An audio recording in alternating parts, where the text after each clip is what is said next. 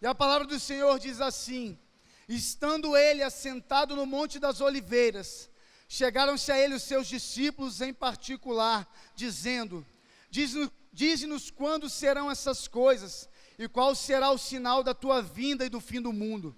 E Jesus respondendo disse-lhes: fiquem atentos para que nenhum homem vos engane, porque muitos virão em meu nome dizendo: eu sou o Cristo, e enganarão a muitos.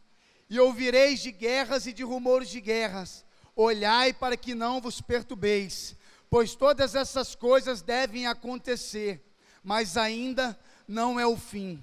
Pois se levantará nação contra nação, e reino contra reino, e haverá fomes e pestes e terremotos em vários lugares. Todos esses são princípios das dores.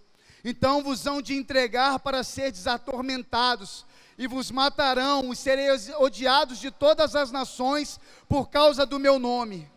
Então muitos se ofenderão, e trairão uns aos outros, e uns aos outros se odiarão, e surgirão muitos falsos profetas, e enganarão a muitos. Versículo 12, e por se multiplicar a iniquidade, o amor de muitos se esfriará.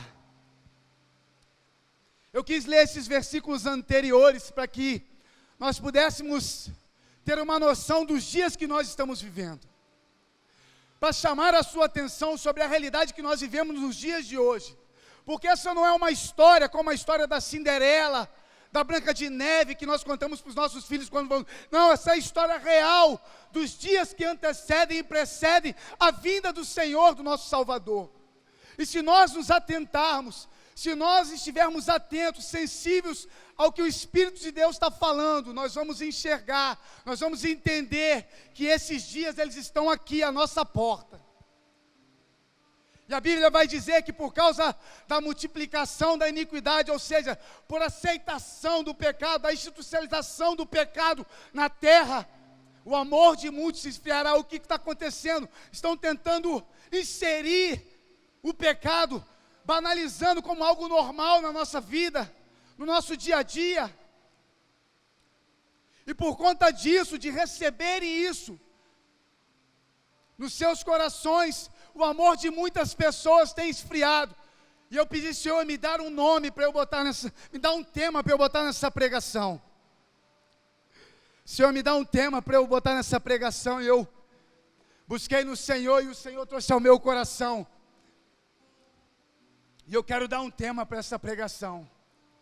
E o tema dessa pregação é o amor que não se esfria. E quando eu leio que o amor de muitos se esfriará, eu já fico feliz. Talvez essa realidade possa vir nos trazer tristeza, mas se nós nos atentarmos para as Escrituras, ela diz que o amor de muitos, e o amor de muitos, querido, não é o amor de todos. Ei, eu e você não fazemos parte desses muitos. Que bom que a Bíblia não disse que o amor de todos se esfriará. Existem dois grupos de pessoas aqui destacados: os muitos e a outra parte. E essa outra parte, ela tem um nome. Um nome específico, ela tem uma característica, ela carrega um DNA celestial. Elas são conhecidos como os filhos de Deus, alcançados na cruz do Calvário por Cristo Jesus. E nós precisamos entender isso. Nós precisamos entender. O mais importante é nós compreendermos isso, mesmo. Que no meio de muitos existe uns que foram escolhidos. A palavra do Senhor mesmo diz que foste Ele que nos escolheu. Não fomos nós, não era uma opção nossa, foi Ele por amor a nós. Ele nos escolheu para nos chamar de filho. Olha para mim, o improvável, eu estou aqui, porque existe um Pai que me amou, existe um Pai que continua me amando, existe um Pai que ainda quer ver o meu coração cheio de amor transbordando, um Pai que um dia me viu na sarjeta e falou assim: ei, o coração desse meu filho não vai esfriar, pois ele não é esses muitos. Ele é o meu filho. Sabe, os céus estão à procura. Os céus estão à procura. O Senhor, o Pai, está do alto procurando os filhos amados, da qual Ele vai poder dizer novamente: ei, este é o meu filho amado, de quem eu tenho me agradado. Este é o meu filho amado, que eu tenho levantado para transformar uma geração de perdidos que tem deixado o seu coração endurecer. Nós carregamos essa responsabilidade. E talvez por longo tempo das nossas vidas nós andamos adormecidos no banco da igreja, sem entender que do lado de fora existem corações sendo endurecidos, corações sendo fechados para o amor, por conta do caos que se encontra lá fora. Quando olhamos para o cenário que o Senhor... Eu não comecei a pregar ainda, eu estou na introdução, glória a Deus. A gente tem tempo, eu não estou... Que bom que é estar num lugar onde você tem liberdade para ministrar. Está chovendo, a gente não vai para lugar nenhum. Está tudo fechado em Guarapari. Guarapari voltou a ser a cidade calminha que ela sempre foi. Então vamos desfrutar desse momento que o Senhor preparou para nós. Quando nós olhamos para esse cenário, quando nós olhamos para essa situação que o Senhor descreve, a tendência natural do homem é ter medo, é se sentir acuado, é se sentir oprimido. Guerras, rumores de guerras, coronavírus, eu não vou lá para fora não, eu vou ficar na igreja, eu vou ficar trancado no meu quarto. Ei, não é isso que o Senhor tem para nós. É no meio da guerra que Ele quer levantar soldados valentes. É no meio do caos que Ele quer levar as boas novas do Evangelho. É onde existem mulheres se prostituindo que Ele quer levar o amor, o colo. As circunstâncias, muitas das vezes, fazem com que nós tenhamos medo. Mas as circunstâncias, elas não podem nos causar medo, ao contrário. As circunstâncias, elas têm o poder de revelar os filhos que nós temos nos tornado nele. Esses são os papéis dessas circunstâncias. Está em guerra, então eu vou levar paz. Tem ódio, eu vou levar amor. Está doente, eu vou levar cura. Está aprisionado, eu vou levar a liberdade que está em Cristo.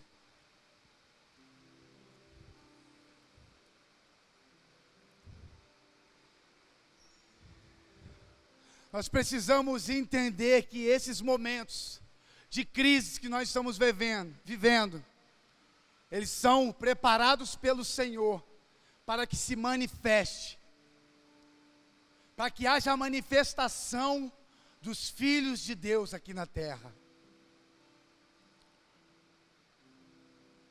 E o Senhor começou a me levar em algumas passagens, porque a gente é cheio de Bíblia, e se tem um negócio bom que nos faz trazer à memória a Bíblia, é o Espírito Santo.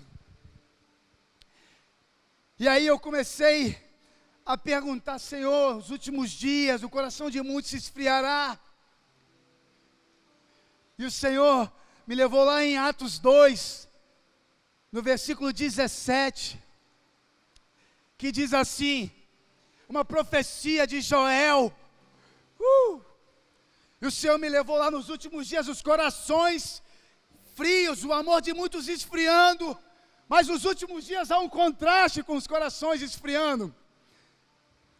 Atos 2:17 diz: e acontecerá nos últimos dias, diz Deus, eu derramarei do meu espírito sobre toda a carne, e os vossos filhos e as vossas filhas profetizarão. Os vossos homens jovens terão visões, e os vossos homens velhos sonharão sonhos. E sobre os meus servos e sobre as minhas servas eu derramarei do meu espírito naqueles dias, e eles profetizarão. Então, sabe o que a Bíblia está me dizendo? Que em meio a um tempo de corações, onde o amor está esfriando, é tempo de avivamento, é tempo de um derramar do Espírito Santo sobre a igreja do Senhor. Isso é avivamento. O derramar do Espírito Santo, jovens profetizando, anciões tendo sonhos, sonhos se realizando. Ei, você consegue entender? Quantos estão entendendo isso? O que o Senhor está nos dizendo nessa noite é que não é para nós nos preocuparmos, não é para que as coisas que acontecem lá fora tapem ou nos botem medo, porque na mesma proporção vai haver um derramar de algo poderoso sobre a minha e sobre a sua vida. Isso é muito mais poderoso do que o frio e um coração gelado de um homem que não teme ao Senhor.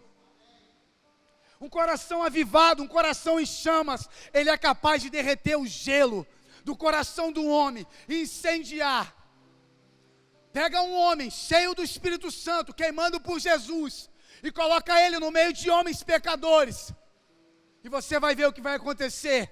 Ele vai mudar a atmosfera, a conversa vai mudar. Por ele não, mas pelo que ele carrega, por aquilo que o Senhor tem depositado nele. É tempo da manifestação dos filhos de Deus. É tempo de rompermos. Nós temos ouvido isso. Nós somos encorajados a ser o sal e a luz. Ei, a luz não foi feita para ficar escondida, ela foi feita para brilhar. Nós ouvimos aqui domingo que nós somos o sal para temperar aquilo que está se perdendo aí fora, para preservar a essência do Senhor nessa terra.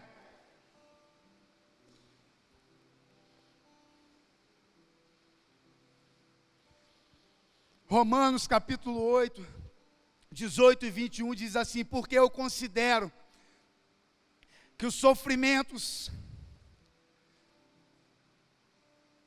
deste tempo presente não são dignos de serem comparados com a glória de há de ser revelada. Porque a ardente expectativa da criatura espera pela manifestação dos filhos de Deus. Porque a criatura ficou sujeita à vaidade, não voluntariamente, mas por causa do que a sujeitou em esperança. Porque a própria criatura também será libertada da servidão, da corrupção, para a gloriosa liberdade dos filhos de Deus.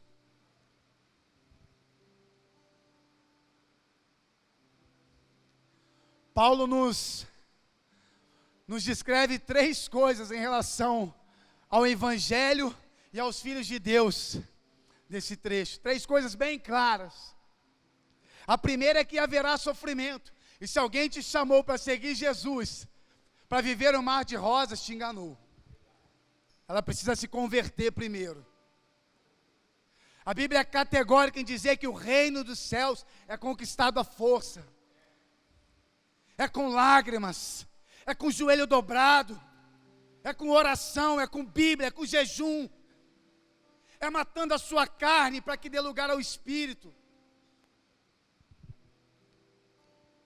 Quando Paulo escreve essa carta, ele estava vivendo um tempo onde o Império Romano perseguia a igreja, onde não podia se falar do Evangelho, não podia se falar de Jesus, que você estava fadado a ser preso. Nós não vivemos essa realidade no Brasil, ainda não, mas existe mundo afora, nossos irmãos, os filhos de Deus, aqueles que têm manifestado a glória do Senhor por toda a terra, fazendo o nome do Senhor ser conhecido em toda a terra. Existem homens e mulheres que já estão sendo presos, estão sendo degolados, estão sendo torturados por causa do Evangelho. E nós no Brasil temos a total liberdade de carregarmos as nossas Bíblias, de pronunciar. Você está aí, meu amor? Atenta a tudo, glória a Deus. Minha filha Luara, minha esposa Analia está ali. Levanta a mão, meu amor. Sabe, esses irmãos estão tendo suas vidas ceifadas. Mas Jesus mesmo disse: no mundo tereis aflições, mas tem de bom ânimo, eu venci o mundo. Ei, o mundo, pessoas aí fora andam aflitas, E muitas das vezes a aflição não pede nem licença, quer invadir a porta da igreja. E quando ela entrar, diga para ei, eu estou cheio de ânimo, porque o meu Senhor já venceu este mundo. Isso me faz mais que vencedor em Cristo Jesus. Se Ele venceu, eu tomo posse.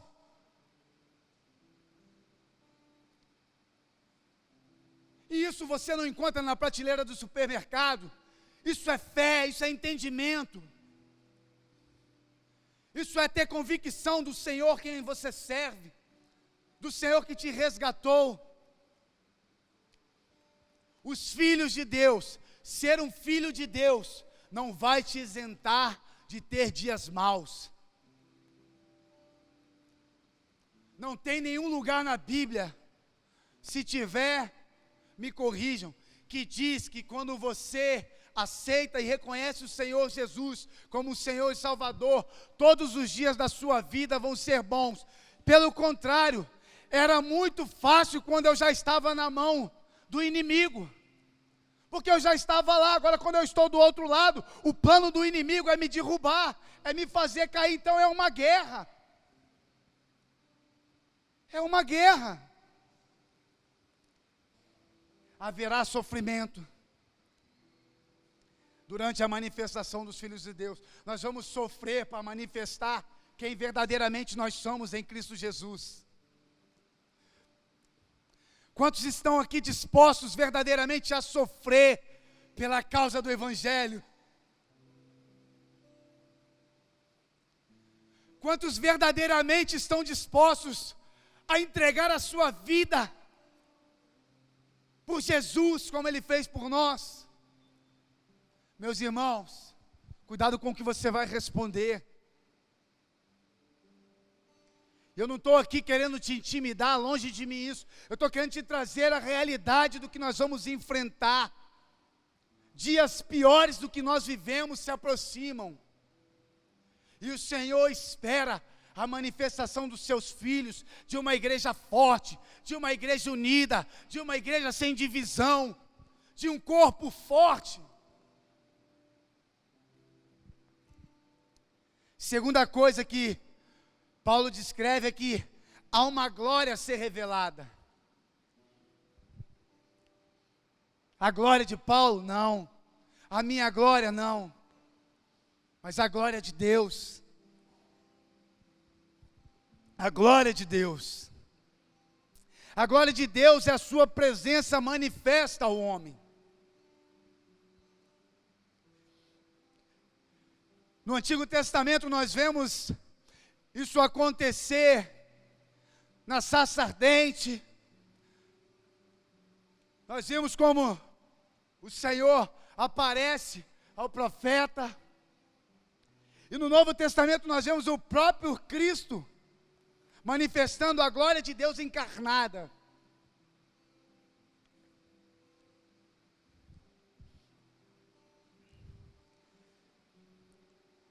Existe uma manifestação poderosa de Deus a ser revelada na terra.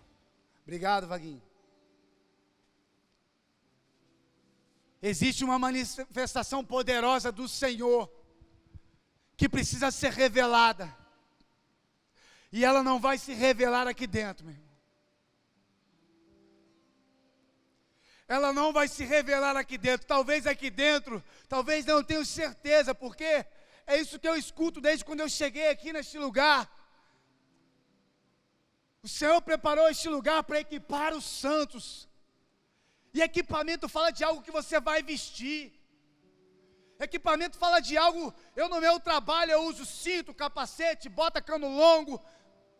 Trabalho a 100 metros de altura, 70 metros. Eu preciso estar equipado. Eu preciso ter certeza de que tudo está funcionando bem. Eu preciso inspecionar, checar todos os dias. E ser equipado, estar equipado, quando eu falo assim, agora estou pronto. Agora eu posso ir para a batalha. Meu cinto está ok, meu capacete está no lugar. Estou com colete salva-vidas, se eu cair no mar, já era, o Senhor tem misericórdia. Imagina, 100 metros de altura, se cair no mar, o colete só vai servir para achar o corpo, irmão. Para não afundar. Então nós precisamos nos equipar das ferramentas que o Senhor tem nos dado. Se nós quisermos sair para a batalha, se nós quisermos sair para manifestar e revelar a glória de Deus, não é de qualquer jeito, porque senão você bota o pé ali fora e você volta destruído. Você volta até querendo sair da igreja, colocando a culpa no pastor, no irmão que não te deu boa noite. Mas tudo isso passa a não ter mais importância quando você consegue entender quem você é em Cristo Jesus e qual o papel fundamental que nós temos para exercer ali fora. Então eu não vou me importar se o meu irmão, atarefado demais, não me deu boa noite, se o Dinho hoje não me abraçou com aquele abraço gostoso. Isso não pode ser o meu termômetro. O meu termômetro deve ser o meu coração disponível a alcançar os perdidos ali fora.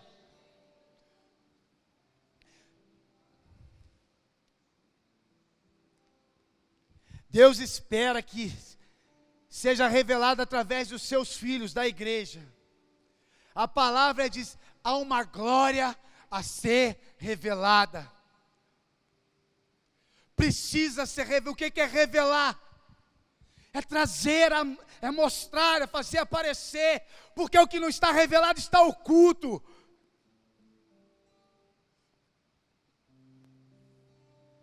Precisamos revelar quem somos de verdade, na essência, na natureza, no DNA celestial que nós recebemos quando nós aceitamos o Senhor Jesus.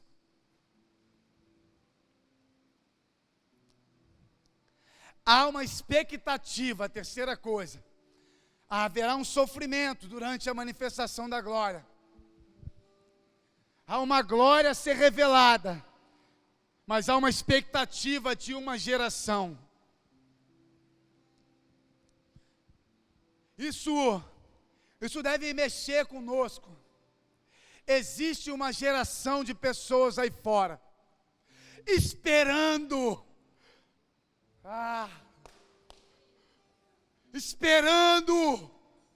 expectativa é esperar. Minha filha tem 3 anos, quando a minha esposa fala, papai vai chegar daqui 3 dias, ela fica doida, expectativa, coração acelerado, quase não dorme, passa uma moto, é papai, a gente vê papai, não é expectativa.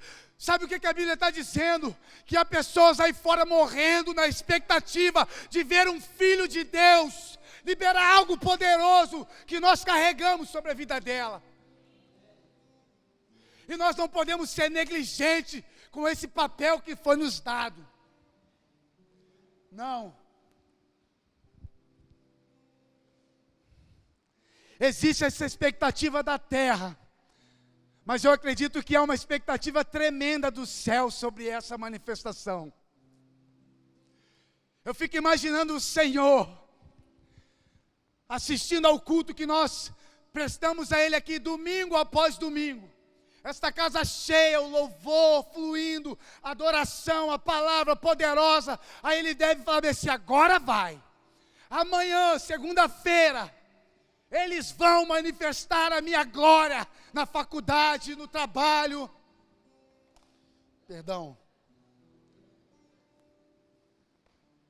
No seu ambiente familiar. E aí, acorda segunda-feira, eu coloco toda a minha expectativa no meu trabalho. Eu vou comprar o jornal para ver se o presidente melhorou minha vida. A expectativa não é nessas coisas. As pessoas lá fora não estão esperando um presidente que vai transformar a nação. Isso vai ser bom se acontecer.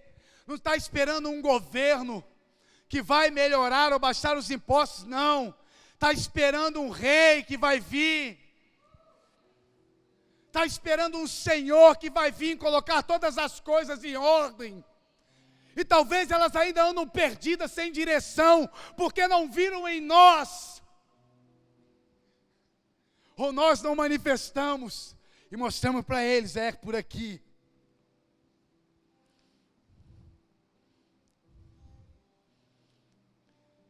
Deus está dos céus à procura daqueles que Ele vai poder dizer: ei, este é o Feliciano, meu filho amado, de quem eu me comprazo. Este é o Caetano, meu filho amado, de quem eu tenho me agradado. Os céus estão ansiando por poder declarar isso a nosso respeito. Eu não tenho nenhuma dúvida a respeito disso. Quantas coisas estão acontecendo no Brasil. A igreja brasileira, não só a igreja brasileira, mas a igreja da face da terra, está à porta de viver o maior avivamento já visto a nível mundial.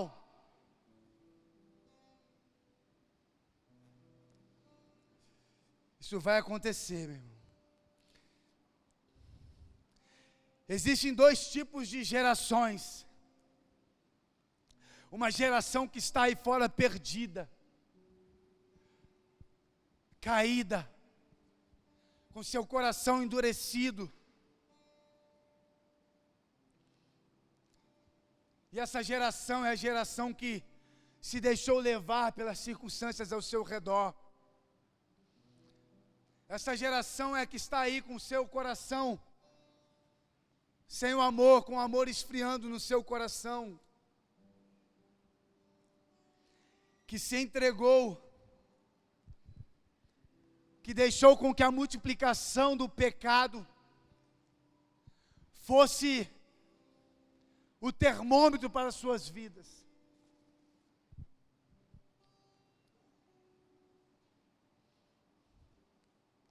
E nós, muitas das vezes, muitos de nós temos limitado a nossa visão a esses acontecimentos, sem dar importância para essas pessoas. Muitas vezes nós olhamos tudo o que acontece ao nosso redor e achamos até que o Senhor perdeu o controle das coisas. Quanta ingenuidade nossa achar que o Senhor perdeu o controle de algo. Pelo contrário, todas essas coisas, meu irmão, que têm acontecido com o povo aí fora, e até com alguns aqui dentro, ela foi determinada pelo Pai para que o meio dessa geração caída se levantasse uma geração que manifestasse a glória de Deus sobre toda a terra. Tudo isso que nós estamos vendo, tudo isso que nós estamos assistindo no noticiário, na TV, sobre o pai que mata o filho que matou o pai, aquela mulher que não aguentou o fim do relacionamento e matou o marido e vice-versa. Não entenderam a plenitude do amor, não entenderam que... Eu li algo no livro do Josélio, Famílias Sacerdotais, que quando ele diz que é um erro procurarmos a felicidade em outra pessoa, quando a felicidade verdadeira só está em Cristo Jesus. Mas quando nós entendemos o propósito de nos unir a outra pessoa, então a felicidade vai nos acompanhar, tudo vai fluir. Então não adianta ficar por aí procurando a felicidade, o amor, porque a plenitude de tudo está no Senhor. A outra geração é a geração de filhos que vai manifestar o amor do Pai. São essas pessoas que eu li em Atos, no capítulo 2, no versículo 17, onde haverá um derramamento do Espírito Santo. Eu não sei vocês, mas eu quero que o Senhor derrame sobre mim cada dia mais. Não para que eu fique cheinho, não, mas que eu possa transbordar. Para que possa fluir do meu interior um rio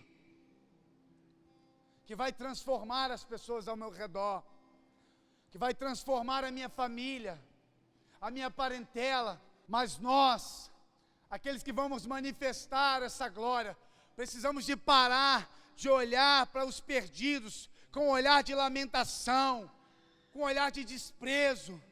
Devemos parar de olhar para eles como se eles já fossem vencidos por Satanás. E que, como se para nós que estamos dentro da igreja, o que nos resta é sentar no banco da igreja, esperar o Senhor voltar, porque Ele vai resolver tudo. Não.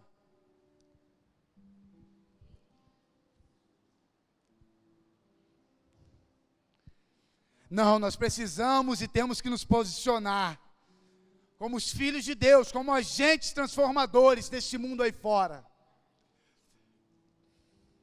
Chega, nós devemos parar imediatamente de colocar a nossa esperança em homens, na situação política, naquilo que está acontecendo no mundo, se o dólar está subindo, se o dólar está baixando, a não ser que você trabalhe com câmbio, meu irmão. Aí você precisa se preocupar com isso.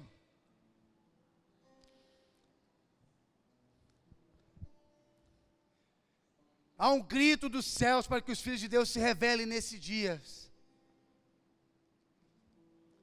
E é no meio desse desejo do Pai, que Ele espera de mim e de você.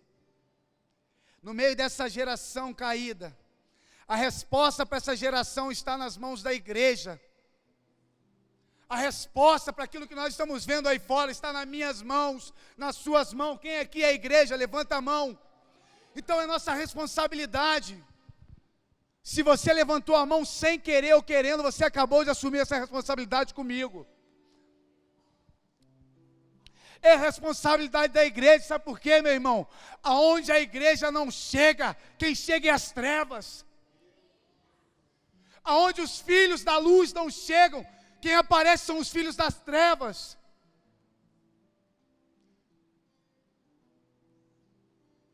Nós precisamos entender isso. Mas sabe o que acontece?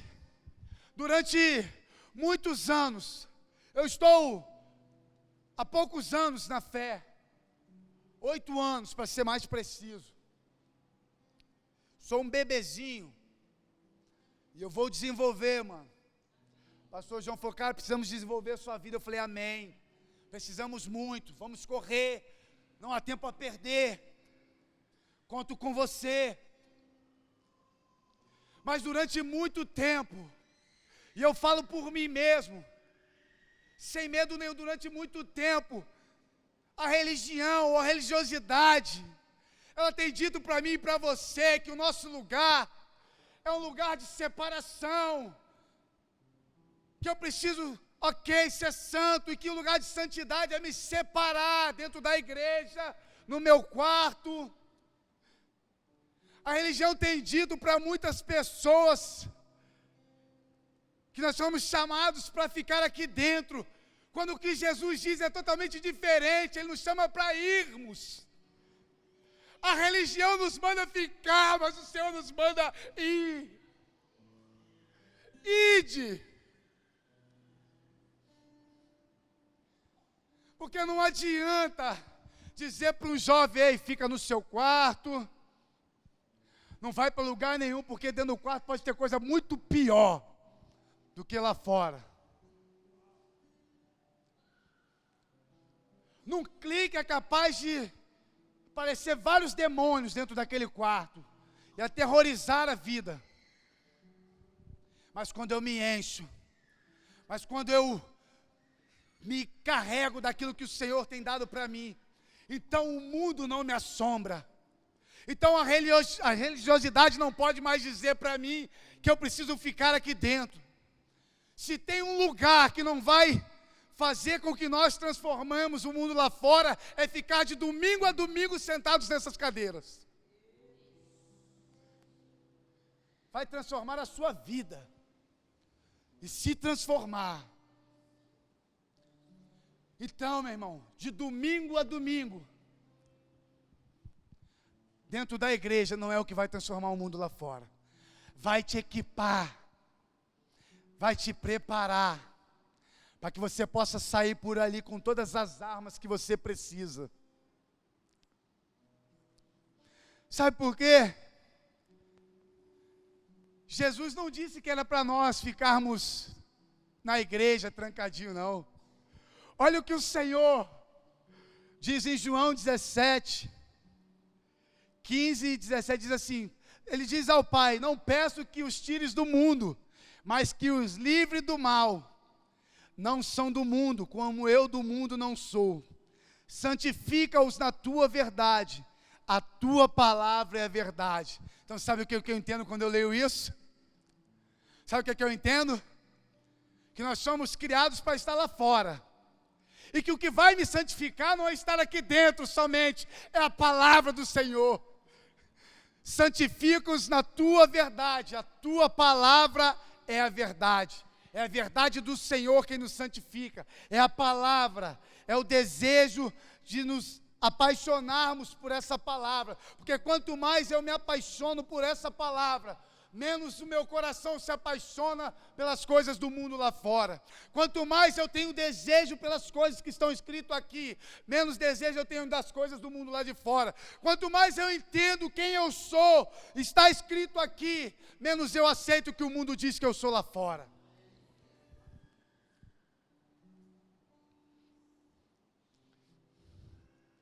Diante de tudo isso, meus irmãos,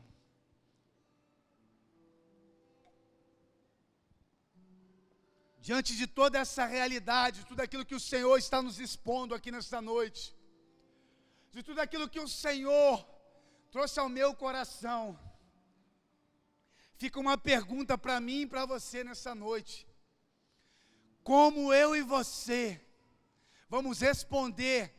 Porque olha só, se você veio aqui nessa noite, deixa eu te dizer algo. Se você está aqui nessa noite, num dia de chuva, porque um dia de chuva ele é convidativo para a gente ficar em casa, né? O Espírito Santo te enviou um convite especial. Sabe aquelas cartas bonitas que chegam na sua casa te convidando para algum evento especial? Vem com um lacinho, uma caneta dourada. O Senhor te chamou, está te convidando, está fazendo um chamado nessa noite. Diante de todas essas coisas que foram ditas, a pergunta que vem para nós é: qual tem sido a minha e a sua resposta a esse chamado? Qual tem sido a resposta do Caetano? Qual tem sido a resposta da igreja do Senhor em Guarapari para esse chamado? Nínive estava vivendo dias piores que os nossos, talvez. O Senhor chama Jonas para pregar para aquele povo, e Jonas: ixi, meu irmão, o Senhor está te chamando, o Senhor está me chamando, ide, pregai a todas as nações.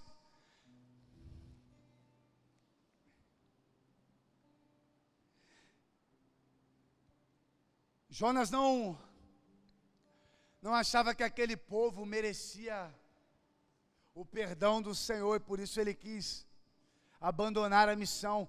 E quantos de nós não achamos que uma prostituta não merece ser salva? Quantos de nós não acham que um filho dependente químico, que talvez está roubando a casa do pai, não merece ser salvo? Quantos de vocês achariam que eu, 17 anos escravo da cocaína, deveria ser salvo se me visse há 8 anos atrás? Talvez vocês nem iam querer me ver quando passasse por mim na rua.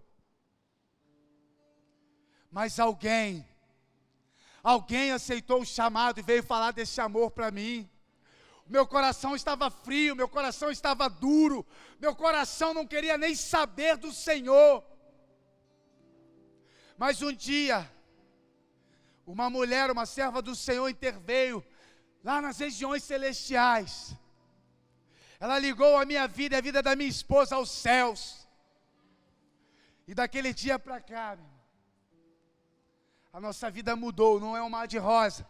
Há sofrimento, as dores, a luta.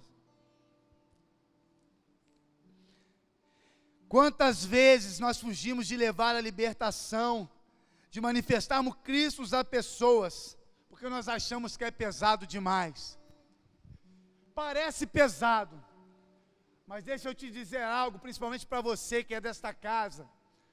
Não fazem 20 dias eu ouvi o meu pastor ministrar aqui, que o Senhor nos chama para dividir o jugo, que não vai ser pesado, porque Ele está do nosso lado.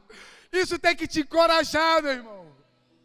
Isso tem que te trazer a certeza. O Senhor tem liberado coisas nessa casa para incendiar o seu coração. E você não pode aceitar o banco desta igreja como um lugar que o Senhor escolheu para você, não. Não pode, não podemos. Moisés foi chamado para libertar o seu povo do Egito. Por um momento ele não se achou capaz. Quantos de nós não nos achamos capazes? Ele tentou fugir, mas quando ele compreendeu, ei, presta atenção, Moisés tentou fugir daquilo que o Senhor propora para ele. Eu e você, talvez até hoje, tenhamos fugido ou tenhamos tentado fugir ou nos esquivar ou fazer pela metade daquilo que o Senhor nos chama para fazer. Mas quando Moisés compreende que o chamado em libertar aquele povo da escravidão era maior do que ele precisava enfrentar, então ele se lança. Quando eu e você entendemos que o nosso chamado de libertar aqueles que estão presos lá fora, então nós vamos. Sabe por quê? Quando compreendemos que fomos chamados para manifestar os céus aqui na terra, atraímos o reino dos céus aqui na terra, sermos a manifestação de Deus em meio ao caos. Quando isso for o que verdadeiro importa para nós, então nada mais vai importar. Quando o que for mais importante para mim e para você for manifestar a glória de Deus na terra, então não vai importar a sua carreira, a sua vida profissional, o seu status, quantas curtidas você tem no Instagram, quantos seguidores você balela. O propósito é maior do que todas as outras coisas. É preciso encontrarmos o nosso verdadeiro propósito em Deus, e todas as outras coisas não terão mais propósito nenhum.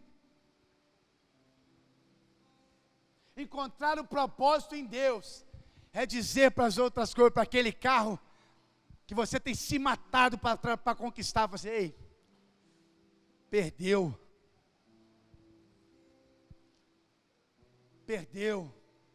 Há algo maior. Há algo maior que nós precisamos entender.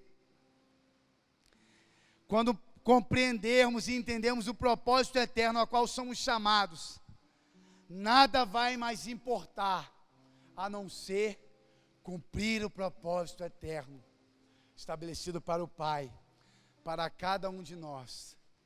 Eu ouvi isso domingo também, que é mentira quem disse que o Senhor vai colocar outro no meu lugar. Como aquilo me encorajou, pastor. Como diversas vezes o diabo tentou soprar no meu ouvido que o Senhor já tinha encontrado outro para fazer aquilo que só eu sei fazer.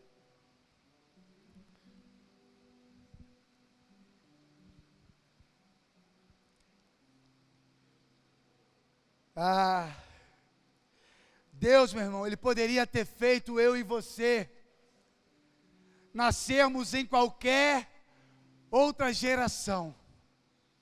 Ele poderia ter escolhido um outro tempo para que eu e você tivéssemos nascido. Agora entenda algo, se Ele escolheu esse tempo, se Ele escolheu esses dias, então é nesta geração, são nesses dias, são por essa geração que nós devemos chorar, clamar, pagar o preço. Não é pela geração que passou, é por essa. É por isso que nós estamos aqui, estabelecidos aqui, nesse tempo, hoje, chamado agora.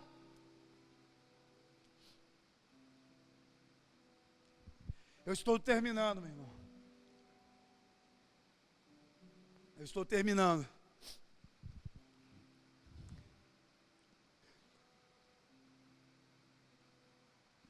Para manifestarmos a glória de Deus nessa geração, nós precisamos de algumas coisas. Não é no peito e na raça. não é de qualquer jeito, não é aos trancos e barrancos, não. Existem algumas coisas bem específicas de que eu e você precisamos entender e nós precisamos ter para manifestar a glória de Deus. Uma delas é ter visão da eternidade. Entender que a vida não se resume às coisas terrenas. Precisamos viver para o reino. Quando temos uma visão grandiosa da glória de Cristo, tudo se torna tão pequeno, nossos problemas e limitações se tornam insignificantes perto da missão que nós temos. Isso é ter visão da eternidade. É ter compreensão da missão que nós carregamos. Missão, missionários. Meu Deus. Segunda coisa que nós precisamos fazer é buscar um alinhamento espiritual.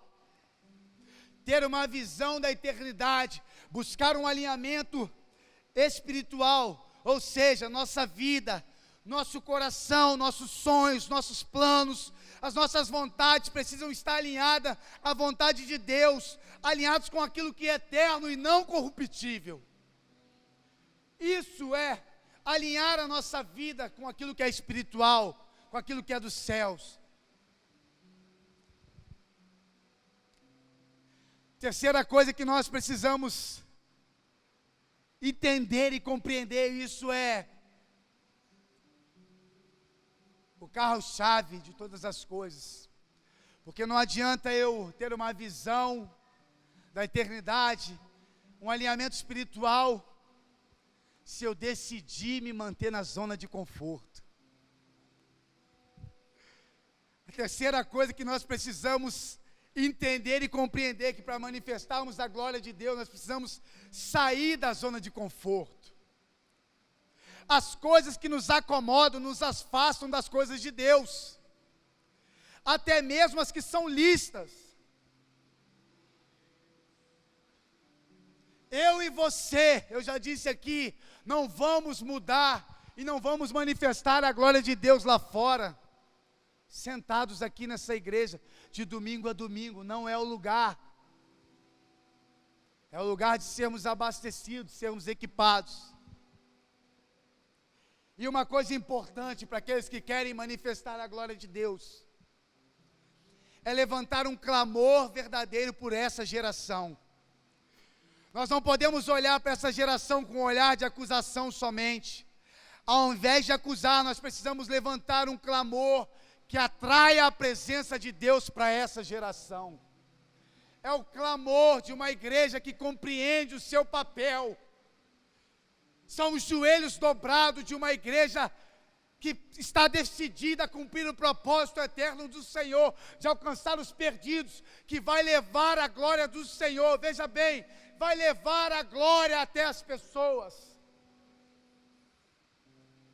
Não espere o seu amigo aceitar o seu convite de vir à igreja. Vai até ele.